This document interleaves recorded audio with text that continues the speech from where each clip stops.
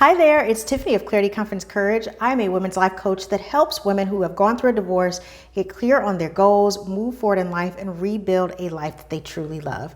Today, I want to talk about how people-pleasing may be holding you back and what you can do to overcome it.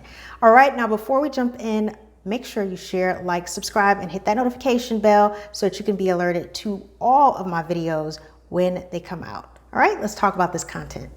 Now, when I'm referring to people pleasing, I'm talking about this idea of going to great lengths to make other people feel comfortable.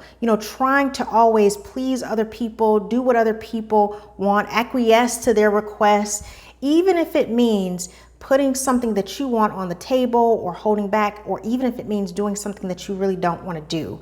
A lot of times when it comes to the people-pleasing personality, part of the reason that you do it is to avoid conflict, to appear like a noble person, or just to kind of what you consider keeping the peace and being nice and being the one who is always the peacekeeper. So this is what I'm talking about when I talk about this concept of people pleasing and going above and beyond, trying to make other people feel comfortable, even at the expense of your comfort level. Pleasing, one of the first reasons of why it's so detrimental is because people pleasing can be so draining.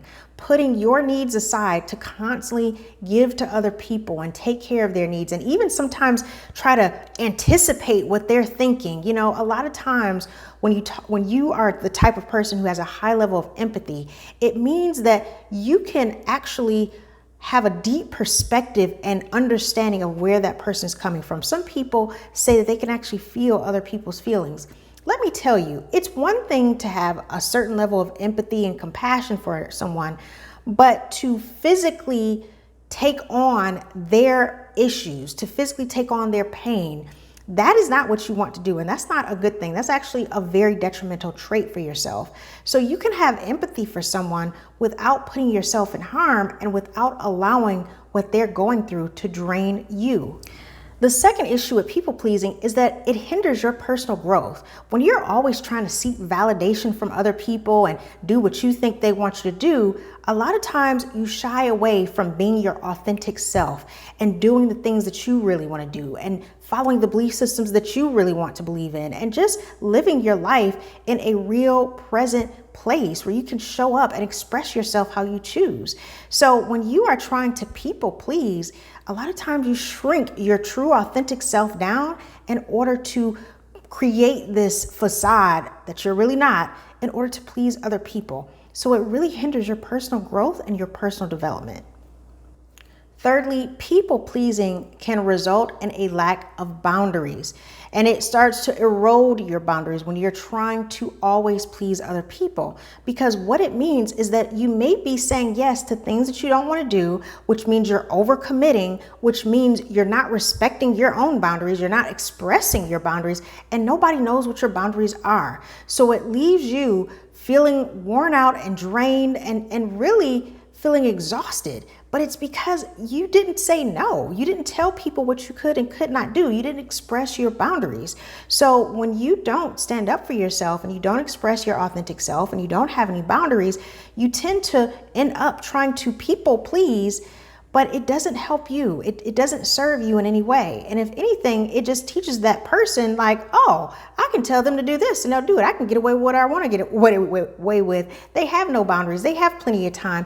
It expresses unintentionally things that you don't want to communicate, which is that a person can call you at the last minute, anytime, any place, anywhere, and you're going to come running because you're trying to please them. And finally, people pleasing after a while can leave you so unfulfilled, so unhappy, because you have not expressed your true identity. You have not stood up for yourself. You have not told people how you really feel.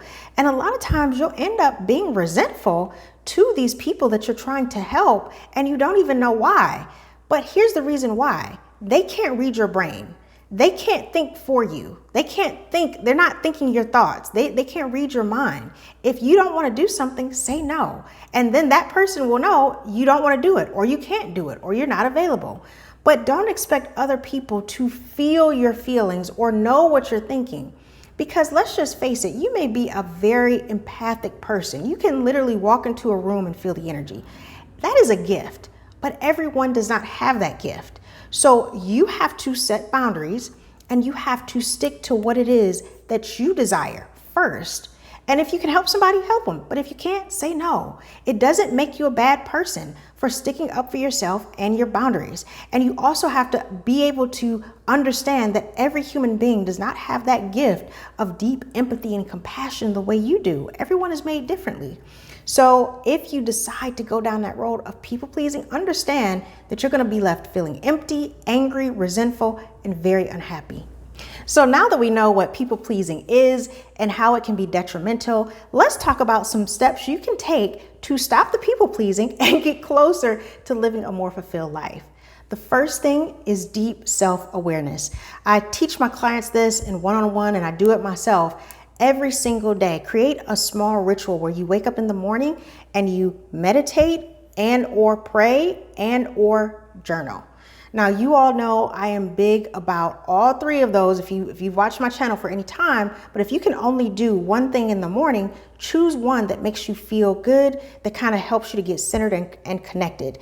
I'm a big advocate of journaling because journaling helps you to reflect. It takes all the noise out of here and it puts it on paper. And when you're able to journal about, what you're anticipating for the day, what you're excited about, things that are coming up, some goals that you may have, or something that happened that upset you, you're able to then actually look at what you read and reflect and say, oh, this is a part of me, or this has been inside of me and I didn't even realize it. So the first thing I would say is create a self-awareness plan.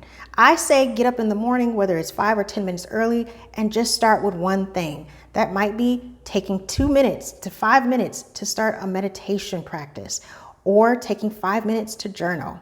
Or if you feel like prayer is part of your normal practice and that's what you're more comfortable with, do it. The bottom line is to really allow yourself to just kind of relax, settle into your thoughts, and give your mind clarity so that you can start your day with more focus. And that is the beginning of self-awareness, to start becoming aware of who you are, what it is you truly desire, and what brings you joy. The next thing I would say is set healthy boundaries. Again, having boundaries does not make you a bad person. As a matter of fact, having boundaries helps other people know how to relate to you. If you say that you don't eat cheese, when people invite you to a party, they're not going to offer you cheese because they already know she doesn't eat cheese. That's a boundary that you have. And I know that's a simple example, but you get my point. It's important for you to express know what your boundaries are. First and foremost, ask yourself what your boundaries are, write them out for yourself, and then start expressing them to others.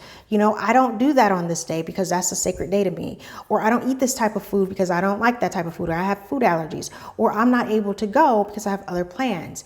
Being able to express your boundaries gives you limits it protects your time and your lifestyle, but it also helps other people understand your limitations, which means in turn, they can then respect your boundaries. Now, if you meet someone who can't respect your boundaries, continue to push your boundaries with them. Just because someone else doesn't respect your boundaries does not mean that you quit your boundaries.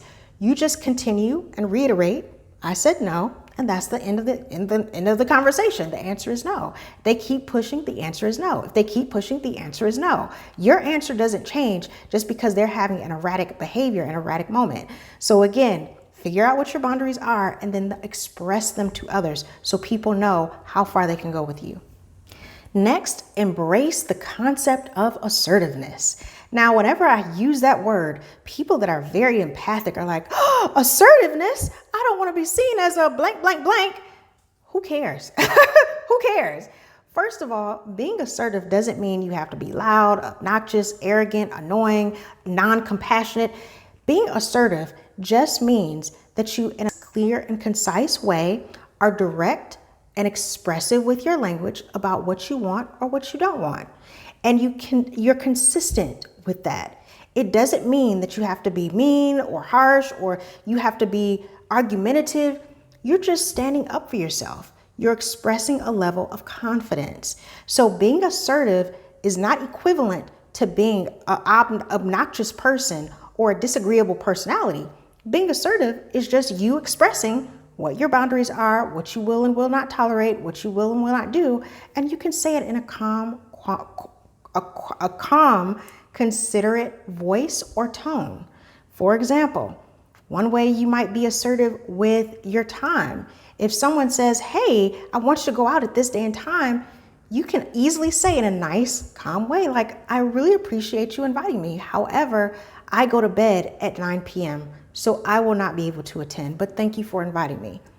See, that was me being assertive, expressing my boundaries, appreciating the thanks, that the fact that they invited me. But that's what assertiveness is. It's just being confident in who you are and expressing yourself in a direct, confident way. So embrace assertiveness. It's not a bad word. You can do it. And lastly, seek connections with supportive people that respect you, that have respect for you, that have respect for your space, that have respect for your boundaries. Stop embracing the people that don't respect you. You know, you have people in this world that no matter what, they're going to try to break the rules. They're going to disrespect people. They're going to not follow boundaries. They're going to, step over things. They're going to do their own thing, and that's fine. You don't have to allow those types of people in your life. You get to say no.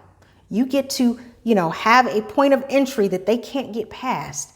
And then you get to embrace the other people that do respect your boundaries, that do respect your rules, that are understanding to things that are important to you. You get to embrace those people, and you get to say no to the other group. You don't have to take in everyone that comes on your path or in front of your face or who pretends to be your friend. You can say no to those people and not allow them in your life. Remember, you are in control. You are the one who has the operant power of your life. And either you're going to take control of it, or you're going to be a people pleaser and keep trying to do everything everybody else wants you to do and then be resentful and anger and go through that cycle over and over again. So start allowing the people that do support you to come closer to you, and start making sure that you at least give yourself a long range from the people who don't, or just don't deal with them at all. So that is what I want to talk about today, why people pleasing may be holding you back and what you can do to overcome it. Remember, you are in charge of your life, especially after going through a divorce and everything that was entailed with that. That person no longer has power over you.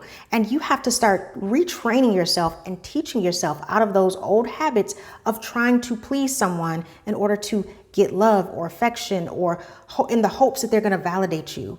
Those days are over. It's time to start taking care of yourself, creating boundaries, and really getting really crystal clear on that deep self-awareness and how you want your life to be. All right, this is Tiffany of Clarity, Confidence, Courage. As always, make sure to share, like, and subscribe. And if you're interested in learning how to start a journaling process, I have a link in my description below to my 30 Days to Clarity, Confidence, Courage to get you started. It's a journal, a 30-day journal to help you start to just think through some different prompts and some different questions you can ask yourself every day just to get you started writing and journaling and pulling out what's in here onto paper. So that link to my 30-day journal is in the description. All right, guys, that's it for me. I hope you have a wonderful day, and I'll talk to you soon. Bye.